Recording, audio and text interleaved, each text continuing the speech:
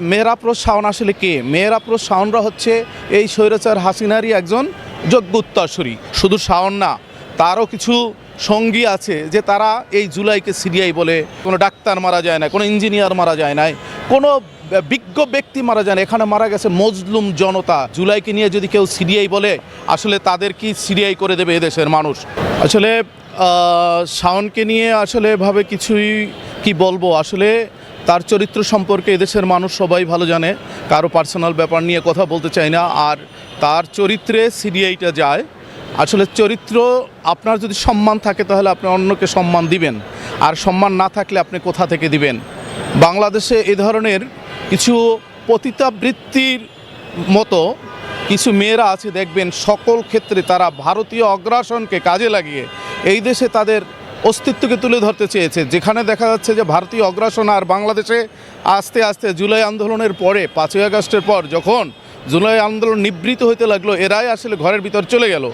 এদের দেখা যাচ্ছে স্বৈরাচার হাসিনা যখন চলে গেল, এরা ছিল স্বৈরাচার হাসিনার সবচেয়ে বড় সঙ্গী।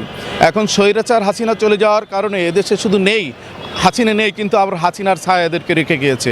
এই মেহরাপ্রোজ শাওন আসলে কে? মেহরাপ্রোজ শাওনরা হচ্ছে এই স্বৈরাচার হাসিনারই একজন যোগ্য উত্তরসূরি। এদেশে বসে হাসিনার ছত্রছায়ায় তারা অনেক ধরনের অকাজ কুকাজ করে বেরিয়েছে। আর তার ব্যক্তিগত জীবন নিয়ে আর কথা না বলি, সে আসলে সিরিয়াই কখন আসে আর কখন বলতে পারে? একটা মানুষ যখন সবসময় সিরিয়াই নিয়ে মন মানসিকতা থাকে, তখন তো সে সিরিয়াই নিয়ে কথা বলবে। শুধু শাওন না, তারও কিছু সঙ্গী আছে যে তারা এই জুলাইকে সিরিয়াই বলে কথা বলে। আমি আসলে এই কথাগুলো বলতেও লজ্জা লাগে যে বাংলাদেশের মতন একটা জায়গায়, আমরা মুসলিম কান্ট্রি, একটা বাংলাদেশ বিশ্বের ভিতরে অন্যতম একটা আমরা সভ্য একটা জাতি হিসেবে এই সভ্যদের ভিতরে এই অসভ্যদের বিচরণ আমাদের আসলে এখনও লজ্জা দেয়।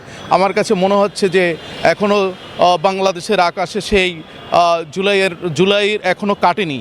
আসলে এই জুলাইটা নিয়ে আসলে অনেক আবেগ, ভালোবাসা, মানুষের বন্ধন, মানুষের স্মৃতি, মানুষের আকাঙ্ক্ষা অনেক কিছুই ছিল আর কি।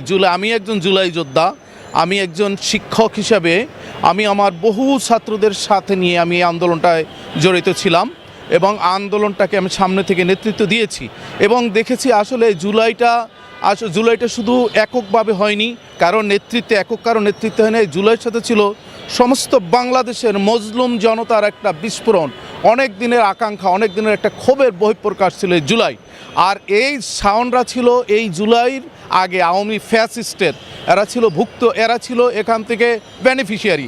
যত সুযোগ সুবিধা, অবৈধ সুযোগ সুবিধা এরা নিয়েছে। এই যখন দেখলো 5ই আগস্ট হলো, তারা অবৈধভাবে আর কিছু করতে পারতেছে না, তারা তখনই বলে দিল যে শাওন মাহিদের ভিতর কিছু থার্ড ক্লাস নায়িকা, এরা বলে দিল যে আসলে জুলাই সিরিয়াই কখন বলে?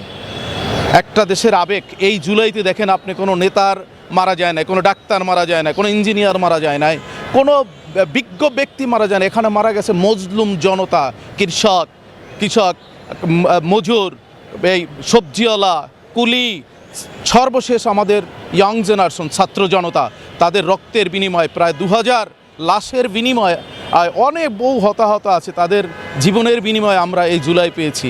এখন এই জুলাইকে নিয়ে যদি কেউ সিরিয়াই বলে, আসলে তাদের কি সিরিয়াই করে দেবে এদেশের মানুষ? Thank you very much.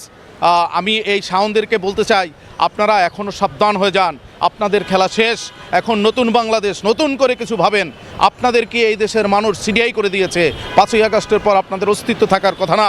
মাননীয় সরকার বাহাদুরকে বলবো, আপনি কিন্তু সেই আবেগের সরকার, সেই ত্যাগের সরকার, আপনি এদেরকে প্রতিহত করেন। এই শাওনদের মতন কুলাঙ্গার থেকে অ্যারেস্ট করে আইনের আওতায় আনেন এবং বাংলাদেশের মানুষকে বুঝান যে না, স্বৈরাচারের দিন শেষ। Thank you very much. আসসালামু আলাইকুম। দেশে দেশে সবার সাথে দ্য নিউজ।